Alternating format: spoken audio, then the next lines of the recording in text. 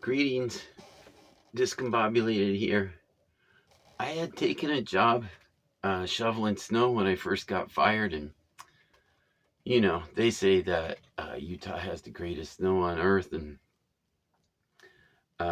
let's say I got fired there in October, and we've only had 2 snow days. I only went out to shovel snow twice, which is a real shame because I kind of enjoy it. I'd spent a lot of time in Florida where there was no snow, and so it's kind of fun to go out in the snow. And the last time we did it, it was at night, and it's just kind of cool to be out there shoveling snow at night and going to different properties and residences. Some places are like, say, a daycare or office building, and then some are just homes. And so it makes for an interesting night, and it's good exercise. It's just a shame that there's no snow. And I think there's a strange synchronicity that works against me a lot of times in my life.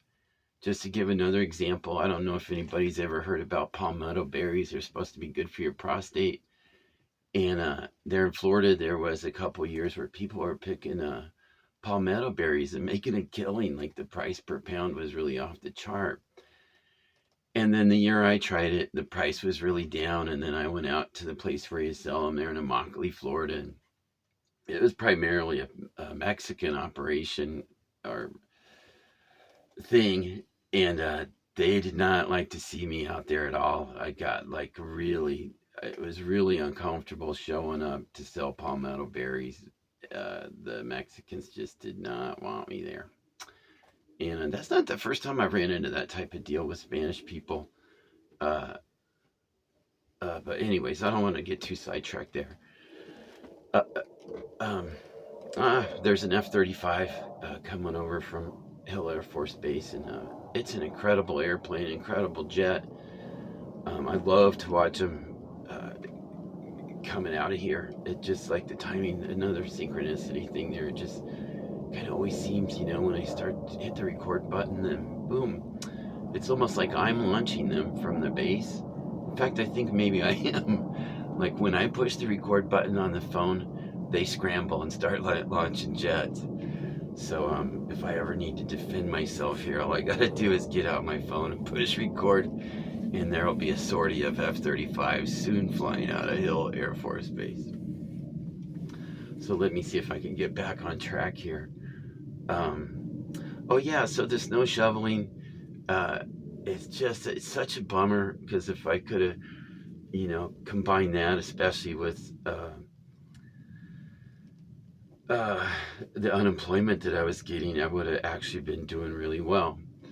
And now my unemployment's running out. I can't believe that 4 months has gone by, and but anyway, so it's time to find a job. And I hadn't really looked that hard before. I felt like I needed to rest. I needed to recuperate. And if I may, I just wanted to reflect on the getting fired on that job for a moment, because now I'm relieved and glad that I got fired. I mean, without a doubt, because I would still just be stuck there and I'd be miserable. And I got my tax return, and it just, I made 28,000 over that course of 9 months, and I don't even know where that money went, but it didn't really seem to bring me anywhere, you know. Uh, and it is a lot like getting broken up with, like it's like a rejection. It's kind of painful. It's hurtful. It makes you like really start second guessing yourself, wondering what you're worth. Kind of drives your self esteem down, all that there kind of thing. And but today I feel a lot different about it. And even though I had to kind of crawl underneath a rock for a while to recover, I feel like I have recovered finally. Like my wits have kind of come back to me. I'm feeling energized and optimistic. Um, and then I hate making resumes. I mean, when I would just think about it, let's say when I first got fired, I was going to work on one right away, but I just couldn't. And then even as I felt time slipping by and this unemployment deadline looming. And I was like, oh man, I got to do that. I got to do that. And I just couldn't seem to drag myself to doing it, you know? And, but then finally, I don't know. I kind of woke up in the middle of the night the other night and I was like, it's time. And I have an old computer, so there's always like a lot of computer difficulties, you know, like when I first open up my computer, it takes forever just to get booted up. And then it does this thing where like say you push you know, you put the arrow and you click on an icon, nothing happens. So you click the icon a second time, still nothing happens, but then the machine kind of catches up and then it tries to do both those operations at once, which just slows it down some more. And so I had to like fight through those computer problems first, and then just even trying to get my word program to come up so I could do some typing. And then I had kind of forgot, like, oh yeah, how do I indent stuff? How do I center stuff? So there was like I was back on that learning curve with the computer, even though that was stuff I had worked out a long time ago, just being really rusty with it. And then thinking about the format, you know, and what I was going to do there. And then, this time I used AI again, and the last one I did, I used ChatGTP, and I've tried to use ChatGTP for some other stuff since then, and I can't really put my finger on what I don't like about it. But for example, when I was having computer problems, I tried to get it to help me with some things, and it just kept giving me these crazy runarounds. And so I would try this and try that, and nothing was working. So I just abandoned ChatGTP and went to Google and typed my problem into Google, and it gave me really quick answers. So sometimes ChatGTP can be helpful, but sometimes it'll just give you the runaround. And then it has a tone or like a conversational style where it'll be like, you know, it'll tell you at the end, uh, it'll say something like, that's great. I'll just be waiting here for your next response.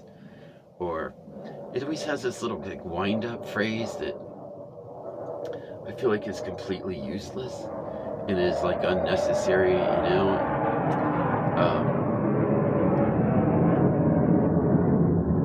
So then I went to Grok, which I was thinking I had to have a subscription for Grok, which you do, I guess, if you're going to do a whole bunch of stuff, but you didn't if you were just going to do what I did. And I found it had a really cool conversational style. The tone was cool, and I would just describe it as more hip and real or something. I can't.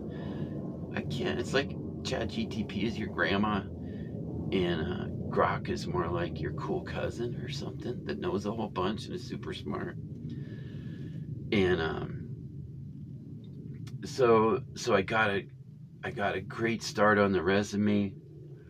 I geared it towards construction and applying for union work, and I narrowed it down to 3 places to try. I'm gonna because I have a lot of experience with plumbing in the past. So there's a plumbers union here.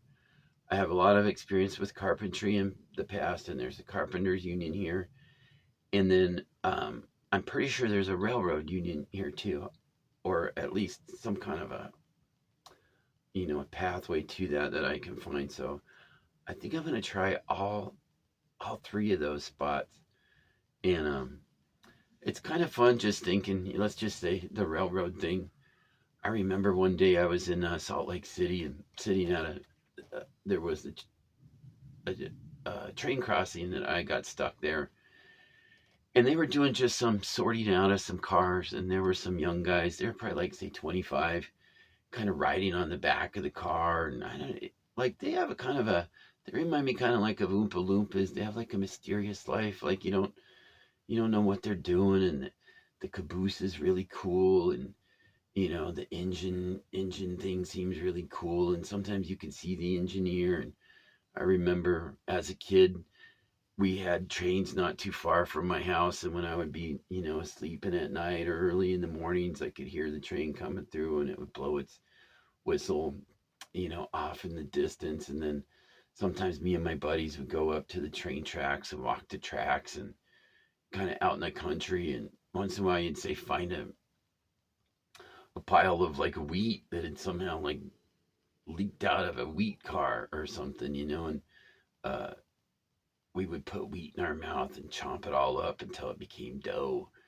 And there were a lot of blackberries near the train tracks, and we would put quarters and dimes on the train tracks so the train would squish them next time it came. And so the train had been a source of recreation.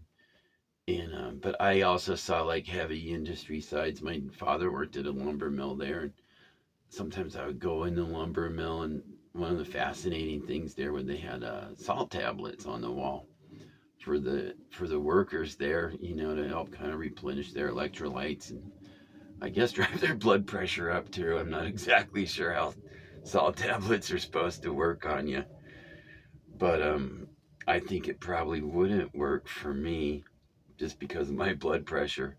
But there was also trains like pulled in there and around there, and there was like that heavy industry feel, and just like the power of the trains when they're all hooked up. So I'd always been fascinated with trains, but just felt like, oh, for sure, I'm just either not qualified, or I just figured you had to go to special train school, or maybe if your dad was an engineer, he knew your uncle, and then he'd help you in the business, and then so.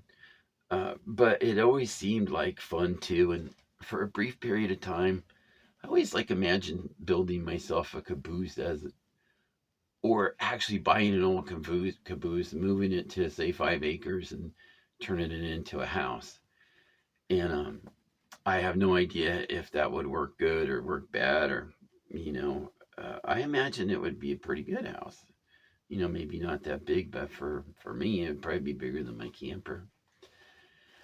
And so that one's kind of fun to imagine. And then, of course, I felt like I was too old, but now I've had some input that made me realize, hey, I have a chance there. I still have one worry, and that is I have a bad eye. And I can see how if you're a trained guy, that they might want you to have both good eyes, so I could get nixed out there, but that would be okay. I could accept that, and then just know, okay, well, I tried to be a trained person, or I don't even know what you call an employee of the railroads, or uh, I guess just a railroad worker.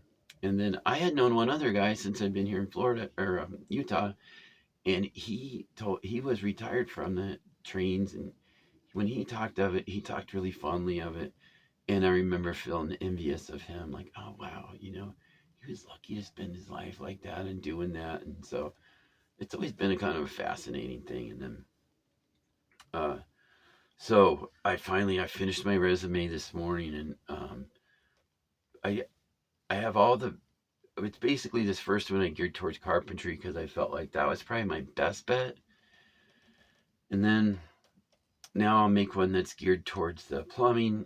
And then I have a feeling I don't really have a choice but to use the one that I wanted to use to get the carpentry job for the railroading thing, just because I don't have any experience in railroading. But I would, just have to change a couple of objectives there. So, uh,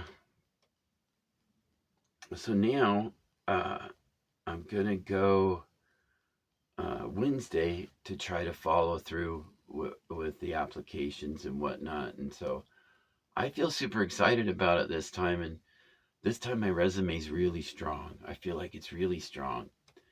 And the only thing I'm lacking is a cover letter, which is pretty daunting. It's pretty daunting, honestly. The cover letter is one of the hardest things. And in the past, I always tried to skip that step, but I can see how it could really help. So I'm going to try to do the cover letter. And uh, on the other front, uh, things are going pretty good. I feel like my mental state is just kind of improving day by day. I'm not even sure what it is. If it's just optimism that's energizing me, just feeling hopeful. Um, I had made some changes to my diet, and like one of the hardest things was coffee. I mean, I love coffee. And then I think this is going to be a rehash, but I heard about coffee affecting your cortisol and some other stuff if you hit it straight away in the morning, and then it leads to a crash later in the day. So I quit doing coffee first thing and I changed to doing bone broth or postum. And I love postum, so that was kind of an easy switch. But then I still had that craving for coffee, so then I've been making myself some coffee around noon. And then, sure enough, I haven't been having that crash around, say, 10 o'clock, 11 o'clock, and just wanting to head back to bed. And then the other thing I mostly quit doing, although I broke that today, is kind of trying to do some intermittent fasting and not eat until 12 o'clock later in the day. And, but today I woke up super early, like 4 o'clock in the morning, started working on my resume again. And then I made the mistake of making myself some corned beef hash and eggs. And now I just feel like, bleh. So, uh, but I felt like, now I know, that intermittent fasting seems to work pretty good and feel pretty good. And then just avoiding alcohol and just trying to be more, aware of what I'm eating. And let's see what else. I think that's probably about it. Uh, yeah, that's all for now. Thanks for tuning in.